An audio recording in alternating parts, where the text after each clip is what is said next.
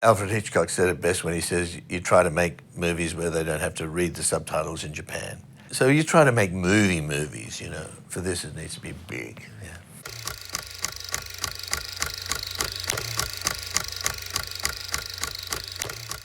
Hey, I'm Kim Taylor-Bennett, and welcome to this first episode of Vice Talks Film. Today, I'm joined by Academy Award-winning director George Miller, who released his first film 36 years ago. Now he's back with another installment of Mad Max, Fury Road.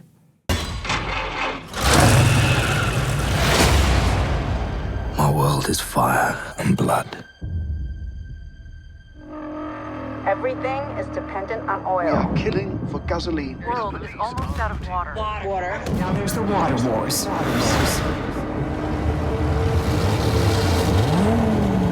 Here they come again.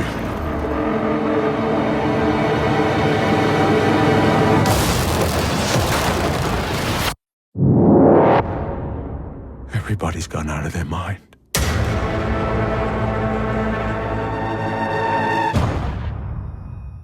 Thanks for joining us today. Great. Yeah, thank you. So actually, the film was only completed properly, like, what, 2 weeks ago? We've just finished off the 3D stereo. With a film like this, you've got to get that right, so otherwise it can hurt people's eyes, and a lot of action, so you've got to get it really creamy. How does it feel after 16 years? 16 years since you first thought of this idea, right? Yeah, it was a movie which you kind of, every time it sort of almost get up, something would happen and it would fall down. I went on to other movies and get up again. You kind of couldn't kill it with a stick, as I say. And eventually we got to make it after a long time and just finished. So it's been a long time coming, but somehow it insisted on getting made, so it's good.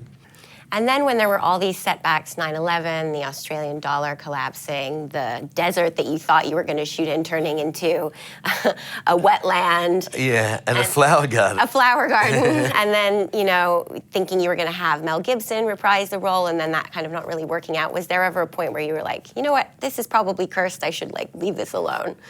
There wasn't that, because that's the nature of the film business, you know. There's always, you have a number of things going.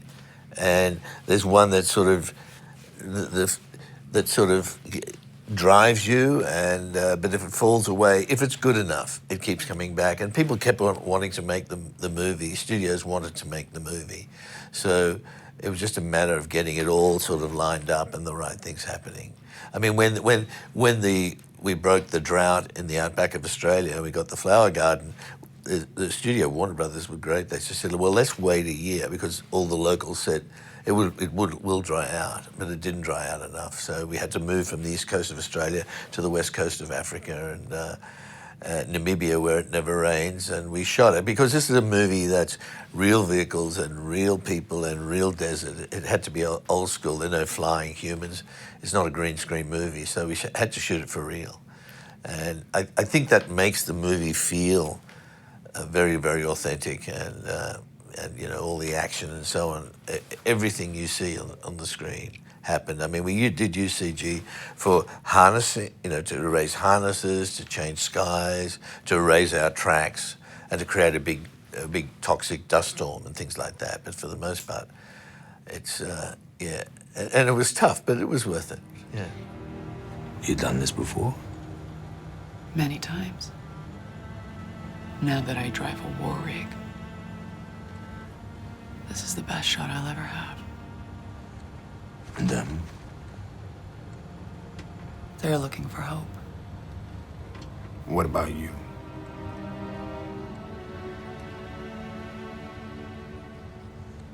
Redemption. Let's talk a little bit about the characters. To me, the star of the film is Charlize Theron. I mean, Tom Hardy is fantastic, but I'm just much more interested in her character. Yeah. Did you write this role with her in mind, or did she come about a different way? I didn't write it with her in mind. The basic idea was, apart from doing a chase, that the thing that everyone was fighting over was human cargo. And so there were the 5 wives, the only healthy creatures in the wasteland capable of breeding an heir for the warlord, the Immortan Joe. So they needed a female road warrior. A road warrior had to be female, so Furiosa was that. Once we wrote it, I couldn't think of anyone else other than Charlize. She's a person of stature in both in the spirit and physically. She was a ballet dancer, so she's got all that skill set, discipline. Dancers have to be incredibly disciplined. They can convey emotion with gesture, and she's one of those sort of fearless actors. She calls me and says, "I want to shave my hair." She wouldn't the Furiosa wouldn't mess with hair in the heat and dust, and she emerged, as that character, and so it rose sort of out of the architecture of the story. And what about Tom Hardy? Was it a struggle to think who could possibly reprise the role of Mad Max? Yes, it was. There's not many people with that kind of charisma, particularly apart from the skill set. You need someone who, on the one hand, is very lovable, and on the other hand, has that element of danger and mystery. And because for characters who don't say much, you need to see a lot of stuff going on inside. And he was the first one who walked through the door that reminded me of Mel 30 years before. You may know that Tom was 6 weeks old when we shot the first Mad Max. Yeah. and it was funny to think of that. In fact, at the premiere in Los Angeles, I sat with Mel on one side and Tom on the other. You're two animalistic heroes. Yes.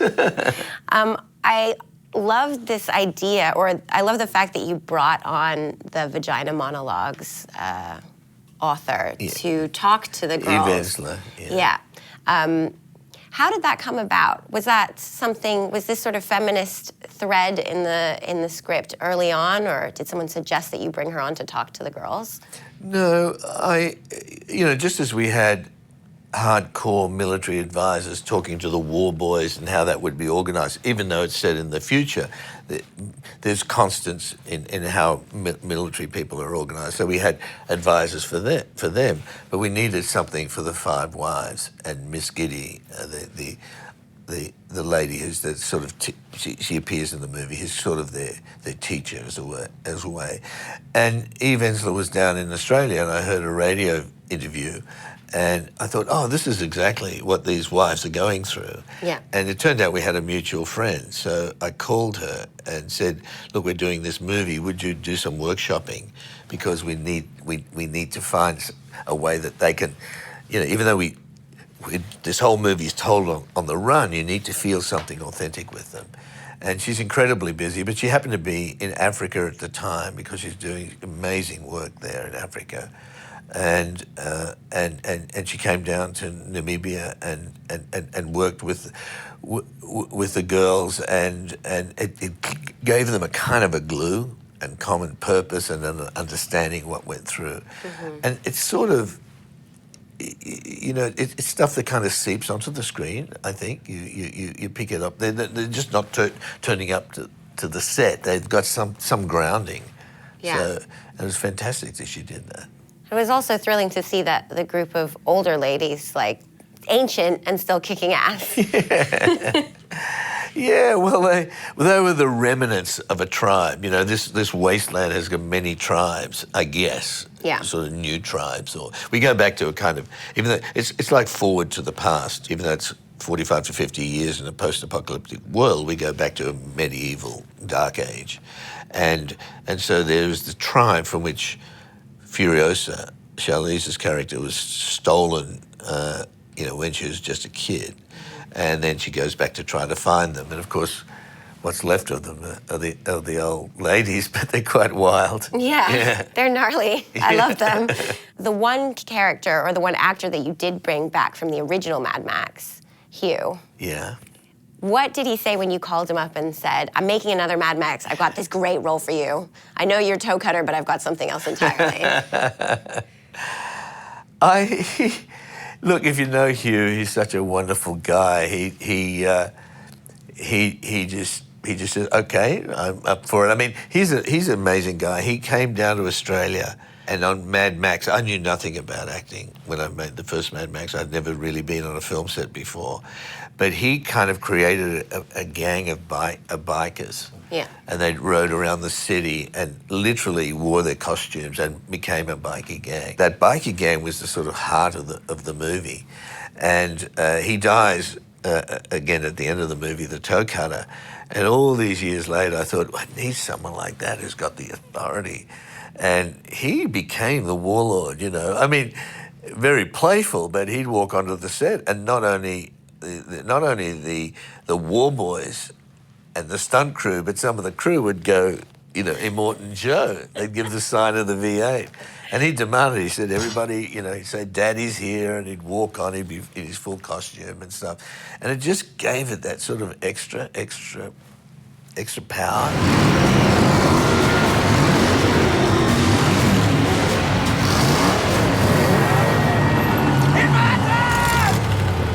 Immortan Joe! He looked at me! He looked right at me! He looked at your blood bag! He turned his head, he looked me straight in the eye! He was scanning the horizon! No! I am awaited! I am awaited in Valhalla! I heard he's quite method and that he kind of scared the wives a little bit on occasion. Well, he'd help them. He would. He's not quite method where serious, very playful underneath, but he'd walk on and he would be scary. And there was one scene when Abby Lee, who plays the Dag, you know, because the whole thing's on the run. So I'm travelling in a vehicle. And I hear, we need the medic. We've got a problem. We've got some of the breathing problems. But Abby Lee was hyperventilating. She's so into the role. It's the first time in the movie during the chase where he comes alongside and they see each other. He's in another vehicle and he just glared at her. And she said, look, I just got, you know, I brought all that stuff that we've learned, and, you know, he's so scary. And I thought, oh, well, it's fantastic. She's into it and he's into it. And she was fine, but it was... But, you know, they know deep down he's not, you know, he's really such a lovable, fun guy with a wicked sense of humour. So it really was great. But he did so much of my work for me. You know? Did he? Yeah, it was fantastic, you know.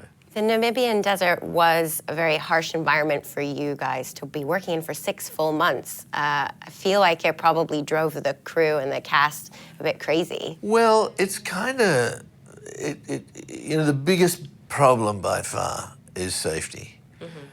Every day, it was 130 days, nearly 7 months of big stunt days.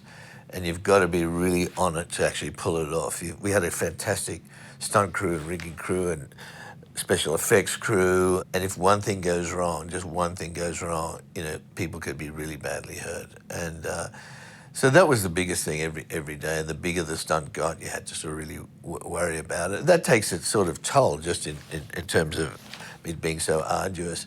But in a way, it also it makes everything feel that much more gritty and real. And Tom Hardy, was he pretty game to get up on that polecat car and swing from side to side? I really thought we'd be doing that CG. I didn't think we could actually get the physics right and actually travel because, you know, it would be too dangerous. But one day I looked up and everyone had figured out how to actually do it with wide wheelbases and so on. And then we had to get Tom up there, and it wasn't until he got up there that he told me he was uneasy with heights, but he did it. But, you know, they were really prepared to do it. When you see Max hanging upside down between the wheels of a massive war rig as it raced across the wasteland, that is Tom Hardy, and that's Charlize and Nick Holt and everybody doing most of their stuff. You know, there's tremendous trust built with the stunt crew. It worked really, really well. I was quite surprised to learn that you actually started off as a doctor back in Australia, and how you would treat a lot of people who had been in car accidents, but yet you went on to make these Mad Max films, and you were still very fascinated by cars and this violence and these chases. I thought it maybe might have put you off, but I guess not. Well, it didn't. It was a way of dealing with it, really. I mean, I did my rotations in a big city hospital through emergency, and it, you know, I grew up in a remote rural town, great long roadways, and there was, you know, the car was just part of life growing up. And then when I went to the hospital, worked in the hospital, you know, I saw a lot of that. But also, I've always been interested in action movies, always. I just find it almost like a pure form of film language. You know, the film language was forged in the action movies of the silent era. When I go to the movies, you know, I want to be able to sit back in the darkness with everyone else and just get sucked up into the screen. And that's what we tried to do with this movie. You didn't actually write a traditional script. Originally, it was all just 3,500 storyboards, right? Yeah, exactly. So it was very visual for you. Very, very visual. You know, Alfred Hitchcock said it best when he says you try to make movies where they don't have to read the subtitles in Japan. And it's a visual medium, so as much as you can tell. I mean, people speak, but even the main characters, they don't say very much in the movie. The big screen and with all the sound that you can get now, and even with 3D, it can be a very, very immersive experience. And so you try to make movies, you know, rather than dramas, which play very well on the smaller screen. But for this, it needs to be big. Yeah. And I was wondering how your work on Happy Feet perhaps informed your work on this Mad Max, and whether working with all that CGI and having that huge amount of freedom with Happy Feet then made you look at filmmaking differently. For me, you know, I've always been interested in film. I was led by my curiosity, so I love working with the new technology. You know, when I read the first book, when I first read the book of Babe, it took us 10 years for digital technology to come along to make the big talk. And then when I saw the first motion capture from Lord of the Rings, that where they made Gollum move, I thought, oh, you can make the penguins dance. But the biggest thing I learned that you can, there's only one, you know, perfect place for the camera at any given moment.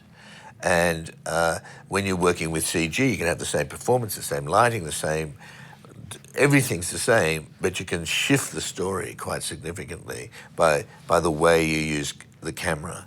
And so I was very, very careful to have a film which is, you know, a continuous chase, and make sure that the audience knew where they were at any moment. You really respect the geography, so it just doesn't become a blur of noise and movement. A lot has been made of the practical stunts, the explosions. It looks incredible, but also the costume and makeup really adds to the film. I mean, it took it to the next level, I felt.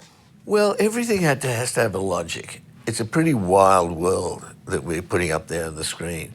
But if it doesn't have an internal logic that everybody's working to, you kind of end up it being sort of chaotic and messy. And so we had to shed every bit of, you know, wardrobe, every weapon, every vehicle, even the language, every character had a backstory.